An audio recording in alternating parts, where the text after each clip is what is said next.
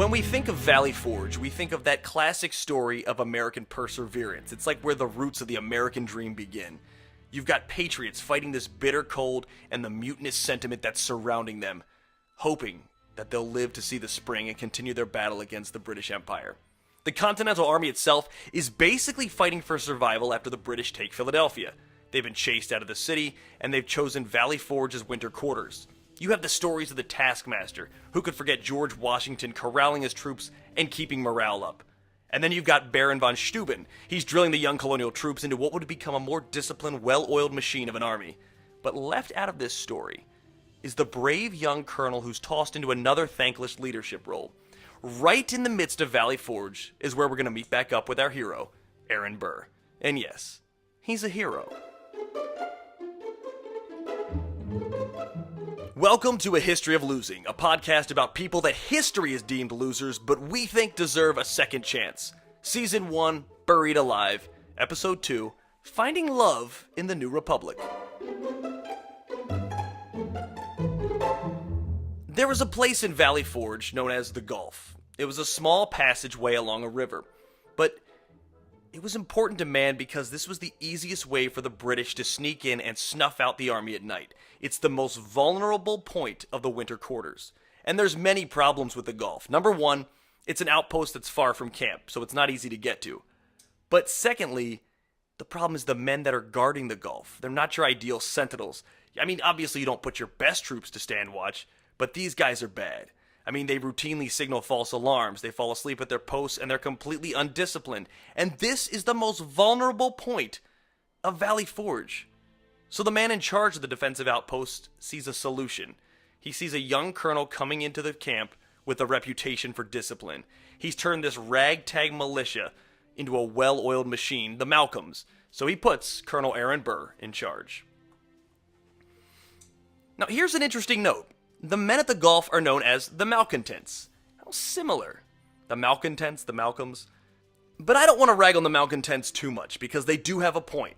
Their outpost is far from camp. Their quarters are terrible, they're undersupplied, they're underpaid, and this is the reason they lead to mutiny. I'm not saying it's right, I'm just saying this is one of the reasons. So there's really only one solution. If you can't get more supplies, if you can't move the outpost closer, Colonel Burr arrives at the conclusion he has to go straight to the heart of the problem, discipline. And at this point, he's a young 21, 22, so he has little to no empathy or sympathy. If you know any 21 or 22-year-olds that have depth of empathy, that person is a rare find. But the Malcontent's tendency to shirk duties infuriates him, so he decides to institute a daily regimen. Day and night, he drills the men. Sometimes when they stand guard, Burr will wake up in the middle of the night, he'll sneak out to see if anyone's fallen asleep, and then those that do fall asleep, those that don't follow orders, that aren't properly dressed, he sends to the stocks for lashings. And at this point, to keep on top of them, Burr is maybe sleeping 4 hours a night. But like any attempt to detox the body, you have those final pangs of the drug, the final pangs of mutiny. So at one point, a conspiracy develops to assassinate Burr. But he has his loyal soldiers who tell him about the plot. He notes the cabin of the men responsible, and on the night the killing is to be carried out, Burr calls his men to a review. Picture the night. They stand at attention in the cold night right near the Gulf. They're outside their makeshift cabins. They're dressed for review in a long line, and Burr looks over the uniforms, their muskets, and their posture. And as he walks down the line, a soldier springs out from behind him and lowers his musket at Burr's chest.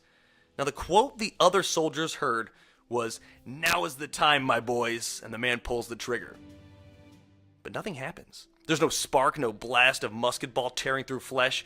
All too late, the mutinous soldier realizes his mistake. And in one swift motion, Burr draws his saber from his hilt and swings it down in an axe-like motion. He cuts the man above his elbow and hacks through the bone, and the arm hangs half-severed with only the tendons to keep it together. And the scream of agony pours from the would-be assassin. And then, like nothing happened, Burr orders the soldier back into line. So what went wrong? Well, it's simple. Burr knows the plot. Like I said, he has his informants that he keeps close, and he knew that an attempt would be made on his life. He just didn't know when. Until they told him. The young colonel sneaks into the cabin. He removes all the gunpowder from the men's muskets and their musket balls. Now, they assume they're still loaded because they'd packed them the night before, and they assume they're ready for inspection. And that's a critical mistake for one soldier, and now he has one less arm because of it. And that's the end of the mutiny. Now, stories like this should be the building block in a stunning military career. As is the case with Burr, what makes him a great leader also makes him an insubordinate soldier. And in a revolution where fortunes are going to be made in the new country based on that military progress, Burr is never favorable in the eyes of the kingmaker, His Excellency, George Washington. So the true taskmaster of Valley Forge will have one final role in the revolution, and that's at the Battle of Monmouth Courthouse. But strangely enough, that will seal his fate with George Washington. But how did we get to the Battle of Monmouth Courthouse? For that, we have to back up to 1777 in the fall. Now, in October, the Battle of Saratoga is won by the Continental Army, and in no small part due to one Benedict Arnold turning the tide of the actual battle. And because of this, the French decide to join forces with the Continentals. Now, at this point, the British know they can't hold both Philadelphia and New York. So England decides the best strategy would be to evacuate Philadelphia and concentrate forces in New York. So they set out on a long trek up the coast. It's basically a retreat, and most historians would write that it should have been an easy route. Now, here's how it happened. The Redcoats begin the march north, and then not far from Monmouth, New Jersey, American troops under General Charles Lee meet the enemy marching in narrow lines. There are two sides to what happened next, and depending on which historian you read, you'll hear two different stories. Some argue Lee could have destroyed the British column if he'd acted decisively. He had the element of surprise. He faced a thin line of regulars, but by hesitating, he was lost, and the British troops regrouped and moved on. It was only thanks to General George Washington advancing that saved Lee's troops and the day, and turned Monmouth into a victory. That's one thought. The other is that Lee had a considerably smaller force than the British, and he lobbied for small, light attacks on the British evacuation route. What he saw was a force of British regulars with 6,000 more men than he had. He would strike, parry the blow, and allow Washington's men time to get in place. But whatever the case, that was the course of action he took, and Washington was furious. Lee would be court-martialed afterwards and forced into retirement, and he would have some quote later on that would say, "If I knew that all I needed to be a great general in America was to be a farmer, I would have quit the army years ago." But on the battlefield that day, Aaron Burr would lose all respect, or whatever respect he had left, for General George Washington. Until the end of his days, Burr would be known to side with the disgraced General Lee, and it's not hard to see why. So this day, as the march begins, it's a sweltering 100 degrees, and there's humidity dripping in the air, and the sweat's pouring down the Continentals' backs as they march to meet the Redcoats. It should have been Burr's, Malcolm's finest hour. The Malcolms and their leader had marched along a ravine, and the plan was to ambush whatever British came along the road. And by the afternoon, they had their targets. Unsuspecting British troops traveled below them in a swampy, wooded valley. Now, they were vulnerable, unsuspecting, and an easy kill for an eager colonel and his well-oiled unit. When the Malcolms get into position, they waited for Burr's signal, but the signal never comes. As Burr gets ready to lead the charge, one of Washington's aides rushes over and demands he hold their attack. Now remember, Washington wanted a single final blow to the British infantry, and he wanted one of his favored leaders to strike the blow, but the ceremonious attack has a devastating effect on the Malcolms. Within minutes, their position was exposed. They held tight on the side of the ravine. They couldn't attack, they couldn't retreat. They're just sitting ducks, and then the cannon fire starts. Reports say the first blast exploded in the trees above Burr's men.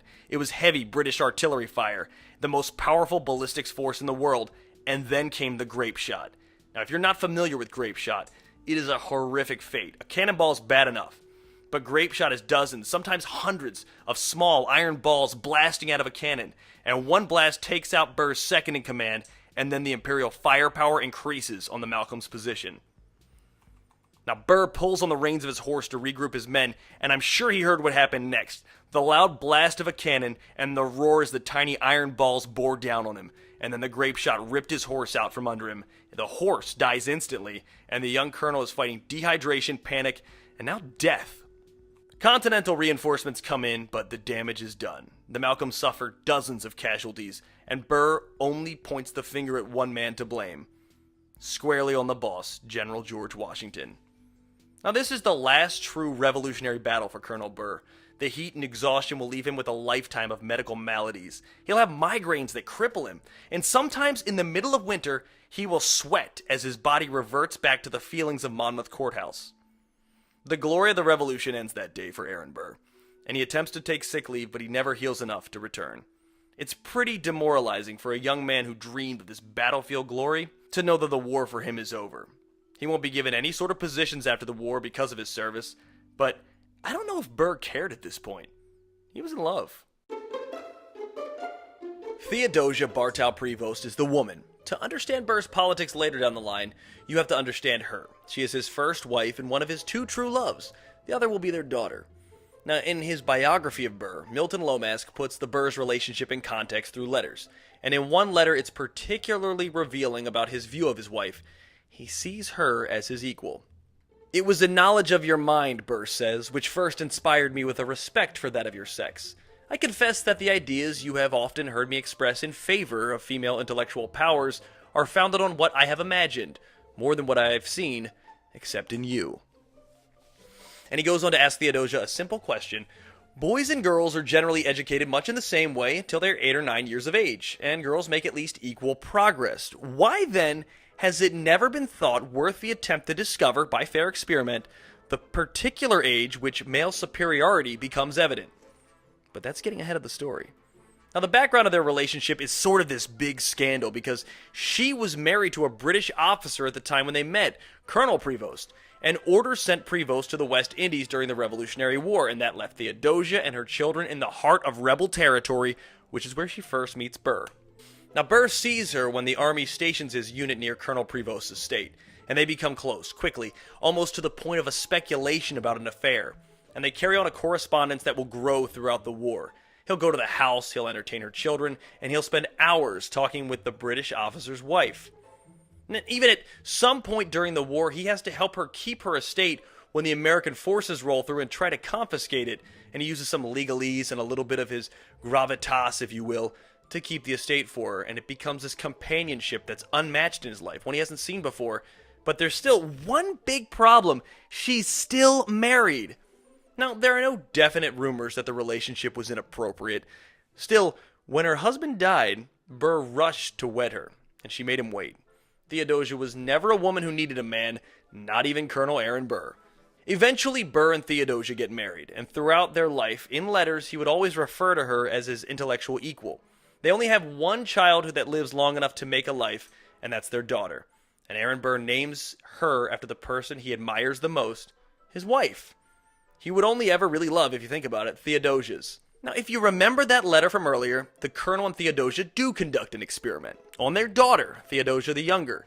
And so the answer to his question, when do men become superior, he found was at no age. It's worth noting that throughout the younger Theodosia's life, Burr will always see her as his best friend, and the only constant correspondence he maintains throughout the years is with her. He makes sure she speaks several languages, makes sure she's well-versed in philosophy, and stays up with current events, and eventually she marries prominent South Carolinian and future governor Joseph Alston. And Burr constantly reminds him Theodosia is no houseplant, and he asks his son-in-law to challenge her brain and continue her quest for knowledge. Burr's marriage and his family life will have this significant effect on his political views, and years later, as a member of the New York legislature, he will lobby for women's suffrage, and he'll even go a step further, even more radically, and propose legislation to give women the right to vote. In his later years, he's going to also raise orphans from another New York family, and at some point, those adopted daughters have to get educated, and he gives them the Theodosia treatment. Education equal to their male counterparts. To put this in context, when you do hear about Burr's poor character in history books, not listed often are some of the reasons that people had turned against him, that derided him, and one of those was his view of women. In newspapers, you can find this, you can read this today, Alexander Hamilton, now pop culturally famous, and others will literally write that Burr's idea that women are as intelligent as men is proof of his poor character. There's one reference where they scoff at his belief that, quote, women have souls. But the road towards early progressive ideas and feminism starts here with Burr's marriage. We don't hear much from Burr politically at this point, and to support his young family, the two Theodosias, he finishes up his legal studies, and eventually he becomes one of the top attorneys in the state. He goes up to Albany to start his practice, and he moves to New York City, and it's said that he is formidable in the courtroom, and he's only rivaled by another man, that you know this by now who it is, Alexander Hamilton. Now, coming up, that rivalry will take a twisted, personal turn as Burr moves into the political arena.